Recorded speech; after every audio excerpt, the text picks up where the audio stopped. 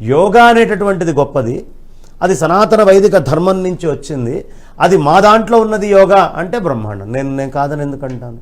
Okay, నమాజ్తో కూడా compare చేస్తూ ఉన్నారు ఈ మధ్యకాలంలో, యోగాసనాలని నమాజ్తో కంపేర్ చేస్తూ ఉన్నారు, అది ఎలా తీసుకోవాలి? ఇప్పుడు యోగా అనేటటువంటిది ఒకవేళ మీరు కంపేర్ చేయడం స్టార్ట్ చేస్తే, పతంజలి మీ లెక్క ప్రకారమే బీసీకి చెందినవాడు.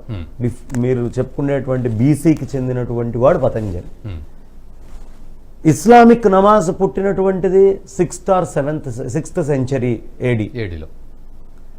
సో ఇప్పుడు మీరు కనుక కంపేర్ చేయడం మొదలు పెడితే, మా పతంజలి నుంచి నమాజ్ని మీరు యోగాతోటి కంపేర్ చేస్తే మా పతంజలి నుంచి మీ యోగా పుట్టింది అని ఒప్పుకోవాలి.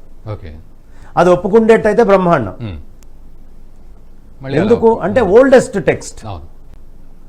ఎప్పుడు దేనికైనా ఆధారం ఏంటండి, ఫస్ట్ ఎవరు చేస్తారో దాన్ని ఇన్వెన్షన్ అంటారు, ఆ తర్వాత ఎవరు చేసినా ఫాలోవర్స్ లేదు లిటిల్ డెవలపర్స్.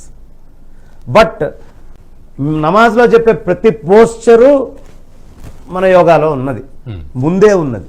ఆసనాల్లో వంగి కూర్చోవటం, అర్ధశశాంక ఆసనము, రకరకాలైనటువంటి ఆసన భంగిమలన్నీ కూడా వైదిక ఋషి మనకిచ్చాడు, వేద ఋషి.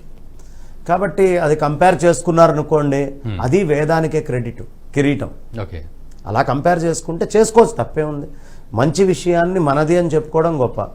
ఇప్పుడు పోతన వరంగల్లో పుట్టాడని కొంతమంది అంటారు, ఒంటిమిట్టలో పుట్టారని ఎందుకు. వీళ్ళిద్దరూ పోతన గురించి ఎందుకు కొట్టుకుంటున్నారు? పోతన గొప్పవాడు కాబట్టి.